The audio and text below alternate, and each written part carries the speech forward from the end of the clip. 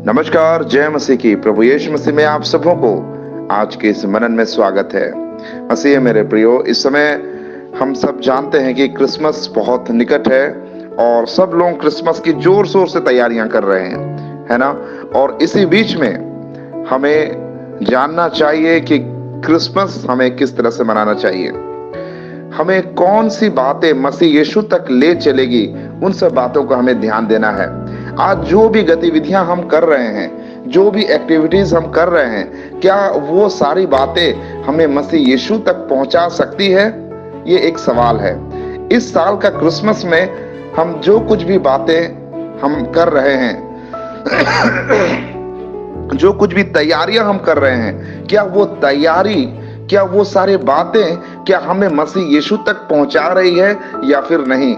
यदि हमें पहुंचाती है तो मसीह मेरे प्रिय बेशक हम उन सब बातों को करें, और यदि हमें वो सारी बातें मसीह यीशु तक पहुंचने के लिए रुकावट बन रही है तो भले ही वो बहुत कीमती और बहुत ज्यादा लुभावनी बातें क्यों ना हो, हमें उससे दूर होना चाहिए, क्योंकि हम मसीह यीशु के बनाए हुए सृष्टि है और हम मसीह यीशु के लिए सृजे गए हैं।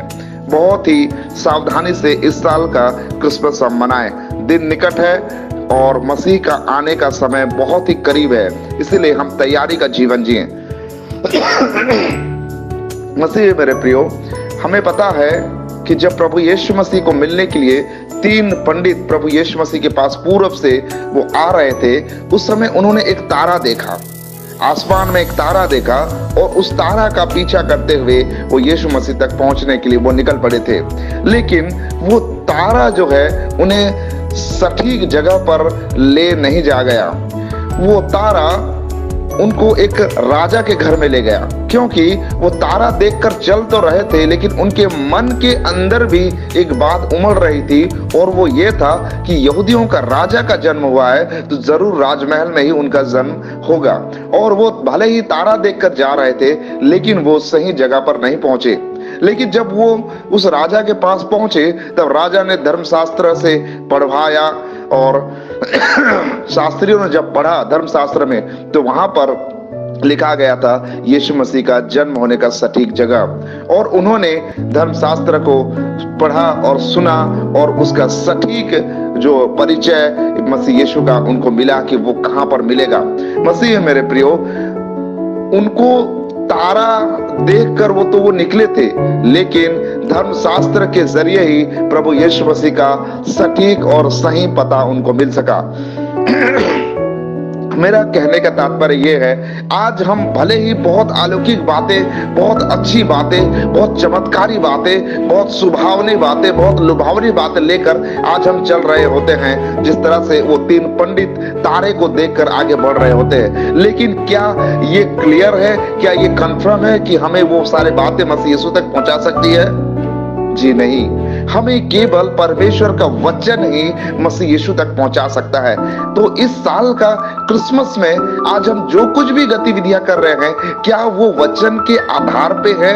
क्या वो वचन सपोर्ट करती है? क्या बाइबल हमें इन सारे बातों को करने की जो परमिशन हमें देती है, हमें जानना है। क्या हमें इस सारी बातें करने के द्वारा हम मसीह यीशु तक पहुंच सकते हैं? क्या मसीह यीशु के संग बने रहने का एक कारण बनता है? इन सारे बातों को हमें ध्यान देना है। यदि हाँ, तो बेशक हम उन सब बातों को बहुत ही धूमधाम से करें, बहुत ही खुशी के साथ करें, हर्ष के साथ करें और परमेश्वर की महिमा करें। और यदि नहीं तो मेरे प्रियो, हमें सावधान रहना, सतर्क रहना है और उन्हीं बातों को हमें ध्यान देना है जो बातें परमेश्वर आपके और मेरे जीवन से चाहता है। परमेश्वर का वचन कहता है कि हम अपने आप को जीवित भाता हुआ करके हम परमेश्वर के सामने बलिदान करके हम चढ़ाए, ताकि परमेश्वर की महिमा हो, और यही हमारी आत्मिक सेवा है। मसीह मेरे प्रियो, इस साल का क्रिसमस मैं चाहता हूं कि हम हमें से प्रत्येक के जीवन के लिए एक आशीष का क्रिसमस हो, एक आशीष का दिन हो।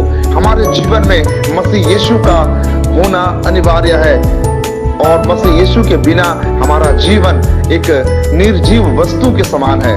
इसलिए पौलुस प्रेरित कहते हैं कि सभी बातों को मैं जो है कूड़ा समझता हूं, सभी बातों को मैं कचरा समझता हूं, क्योंकि यदि मसीह नहीं है मेरे प्रियो, तो हमारे जीवन में भले ही बहुत अच्छे प्रभावशाली बातें हो सकती है, लेकिन मसीह के बिना वो सब कुछ व्यर्थ है, कचरा है।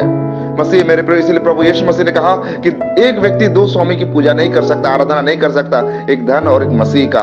सो क्या आज हम धन की आराधना कर रहे हैं या मसीह की आराधना कर रहे हैं? इस क्रिसमस में हमें खुद को जानना है और जांचना है, और क्रिसमस मनाने से पहले हमें प्रभु यीशु मसीह से अर्थात वचन की परमिशन लेना बहुत जरूरी है। सो प्रभु इस छोटे से संदेश के द्वारा हमें से प्रत्येक को आशीष प्रदान करें।